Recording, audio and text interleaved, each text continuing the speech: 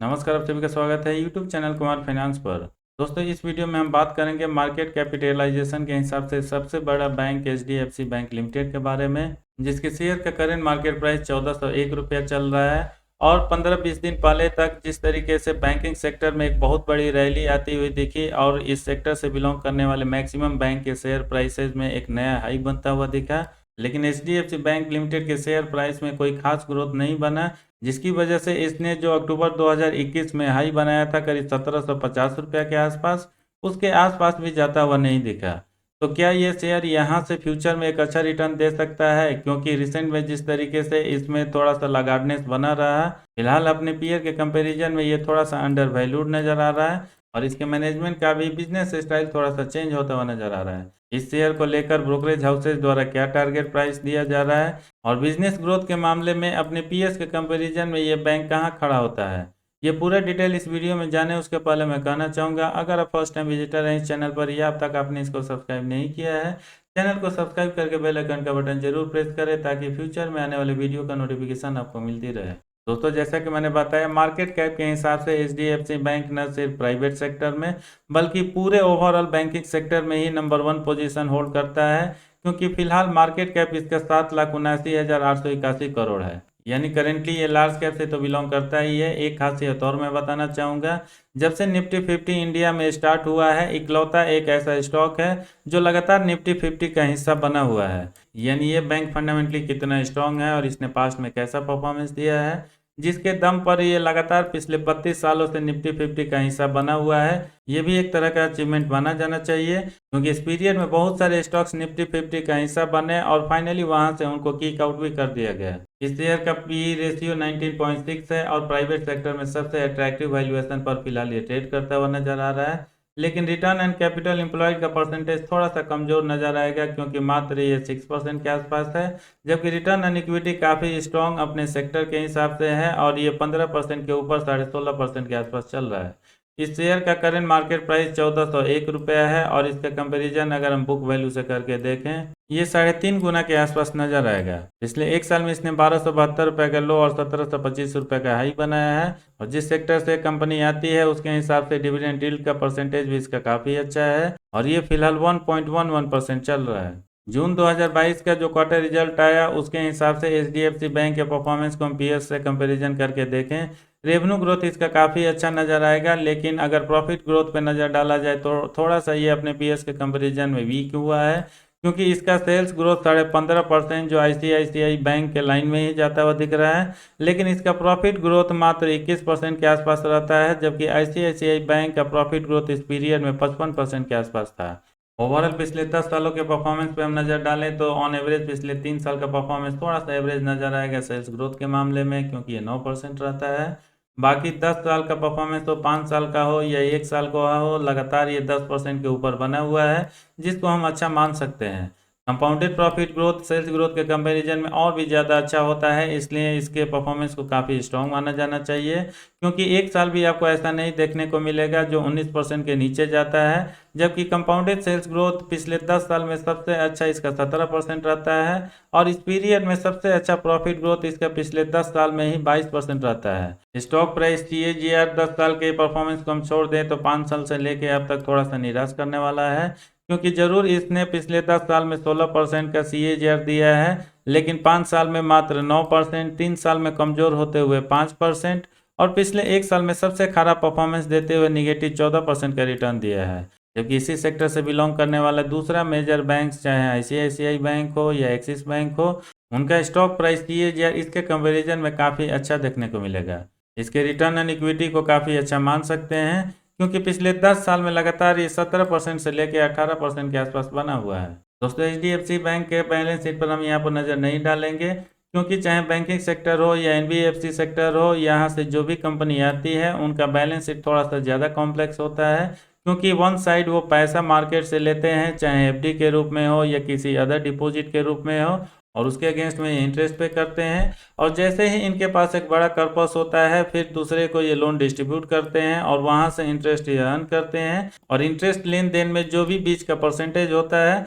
वहीं चाहे बैंक हो या कोई एनबीएफसी कंपनी हो, उनका प्रॉफिट होता है। शेयर होल्डिंग पैटर्न भी इस कंपनी का आपको काफ़ी अच्छा नजर आएगा, क्योंकि प्रोमोटर्स जो कि सेबी के गाइडलाइन के अकॉर्डिंग 26-27% के आसपास ही होना चाहिए, इसलिए प्रोमोटर्स की होल्डिंग आपको ऑलमोस्ट 26% के आसपास ही नजर आएगा। एफआईज की होल्डिंग पिछले एक साल में आपको कम होता हुआ दिखेगा, और ये 39.39% से कम होकर 32.31% तक होता है, जबकि डीआईज की होल्डिंग इस पीरियड में 21.5% से बढ़ के 27% तक पहुंचता हुआ दिख रहा है। भले ही एचडीएफसी बैंक के शेयर प्राइस में बहुत ज़्यादा मोमेंटम पॉजिटिव साइड में न बना हो पिछले 3-4 महीनों से, लेकिन वॉल्यूम एनालिसिस पर नज़र डालें तो पिछले एक महीने से लगातार इसमें डिलीवरी का परसेंटेज हाई बना हुआ है, जो इंडिकेट करता है चाहे शॉर्ट टर्म इन्वेस्टर हो, मिड टर्म इन्वेस्टर हो या लॉन्ग टर्म इन्वेस्टर हो, इस शेयर को बाई करके होल्ड कर रहे हैं। पिछले एक महीना में on average 68 lakh share trade हुआ है, जिसमें डिलीवरी का परसेंटेज 64.5 रहता है। 1 वीक एवरेज डेटा के अकॉर्डिंग एक बार फिर से 68 लाख शेयर ट्रेड हो रहा है, जिसमें डिलीवरी का परसेंटेज ऑलमोस्ट 69% के आसपास होता है, जबकि एक दिन पहले डेटा के अकॉर्डिंग सबसे अच्छा डिलीवरी का परसेंटेज 70.59% तक जा पहुंचा है। ब्रोकर रिसर्च में जुलाई 2022 से लेकर अब तक 4 ब्रोकरेज हाउसेज ने इस शेयर को लेकर टारगेट प्राइस दिया है, और इसमें सबसे कम टारगेट प्राइस 22 जुलाई 2022 को जियोजित बीएनपी परिवास ने दिया था, जब इस शेयर का मार्केट प्राइस 1392.85 रुपये था। उन्होंने बाई का रिकमेंडेशन देते हुए 1705 रुपये टारगेट दिया है, जबकि एमके ग्लोबल फाइनेंशियल सर्विसेज और शेर खान ने 4 अक्टूबर को इस शेयर का मार्केट प्राइस जब 1452 रुपया था,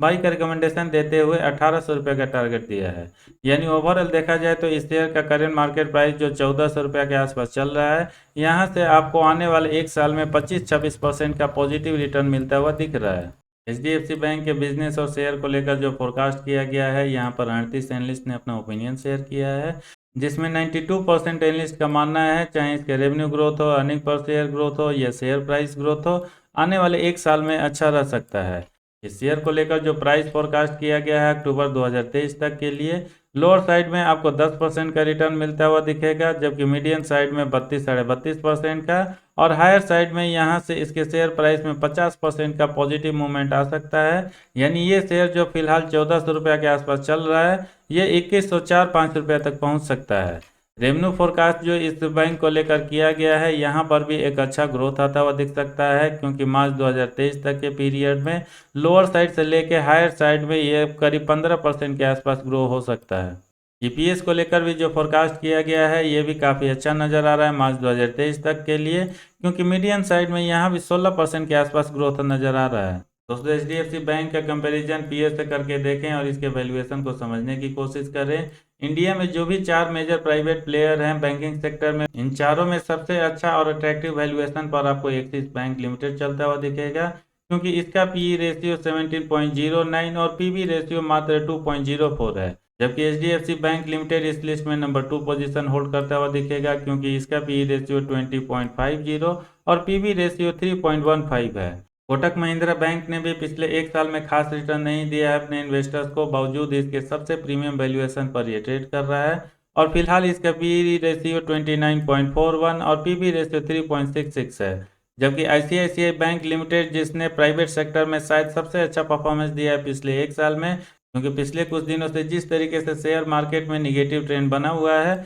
बावजूद इसके इस पिछले एक साल में इसने करीब 20% के आसपास रिटर्न दिया है। दोस्तों, फाइनली बात किया जाए एचडीएफसी बैंक लिमिटेड के बिजनेस का फ्यूचर आउटलुक कैसा बन रहा है, आने वाले टाइम में इसके शेयर प्राइस में कैसा ग्रोथ रह सकता है। दोस्तों, मैं यहां पर बताना चाहूँगा, एचडीएफसी बैंक लिमिटेड निश्चित ही मार्केट कैप के हिसाब से अपने सेक्टर में नंबर 1 पोजीशन पर आती है। अब तक इसके बिजनेस का जो नेचर है वो भी काफ़ी सेफ माना जाता है, क्योंकि ये बैंक जो लेंडिंग का काम करता है उसमें 90% लोन ये ऐसे लोगों को देता है जहां से रिकवरी करना आसान होता है, इसलिए एनपीए का परसेंटेज भी हमेशा इसमें काफ़ी लो देखने को मिलेगा। बाकी दूसरे बैंक चाहे आईसीआईसीआई बैंक हो, एक्सिस हो या एसबीआई हो, ये बड़े बड़े कॉरपोरेट घराने को लोन देते हैं, जहां पर कई बार बहुत बड़ा अमाउंट डूब जाता है, जिसकी वजह से उनका एनपीए हाई होता है, और फिर प्रोविजनिंग करके उसको ये कट आउट करते हैं। लेकिन एचडीएफसी बैंक नॉर्मली रिटेलर को ही लोन प्रोवाइड करता है, जैसे स्कूटर के अगेंस्ट में हो गया, गाड़ी के अगेंस्ट में हो गया या घर के अगेंस्ट में हो गया,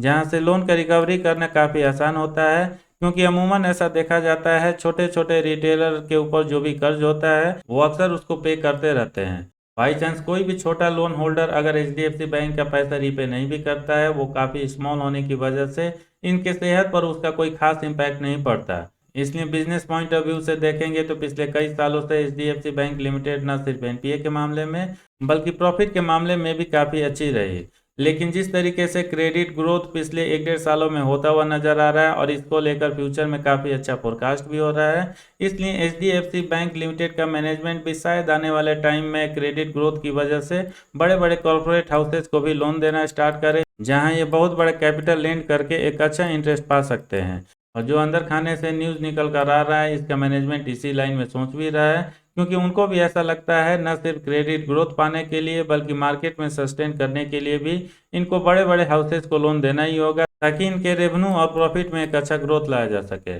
और इसी के बेसिस पर चाहे एनालिस्ट हो या बड़े बड़े ब्रोकरेज हाउसेज हो, इस शेयर को लेकर बड़ा टारगेट प्राइस भी दे रहे हैं, जो पीएस के कंपेरिजन में काफ़ी ज़्यादा है। वैसे भी ये बैंक फंडामेंटली काफ़ी स्ट्रॉन्ग और वेल ट्रस्टेड माना जाता है। इसलिए अगर आप किसी ऐसे शेयर में इन्वेस्ट करना चाहते हैं जहां पर आने वाले 3-4 सालों में 14-15% का पॉजिटिव रिटर्न मिलता रहे, फिर एचडीएफसी बैंक लिमिटेड के शेयर को कंसीडर कर सकते हैं। हो सकता है जिस तरीके से एक लगार्डनेस बना हुआ है पिछले 1 साल से इसके शेयर प्राइस में, आने वाले 1 साल में इसका टारगेट प्राइस एनालिस्ट या ब्रोकरेज हाउसेज के लाइन में जाता हुआ दिखे और यहाँ पर आपको 25 से 30% का अच्छा रिटर्न मिले। इस वीडियो में इतना ही है। कैसा लगा कमेंट करके जरूर बताएं। पसंद आए तो लाइक का बटन प्रेस करके अपने सर्किल में दोस्तों के साथ जरूर शेयर करें जो किसी फंडामेंटली स्ट्रॉन्ग शेयर में अपना पैसा इन्वेस्ट करके ठीक ठाक रिटर्न पाना चाहते हैं। पूरा वीडियो देखने के लिए धन्यवाद। जय हिंद।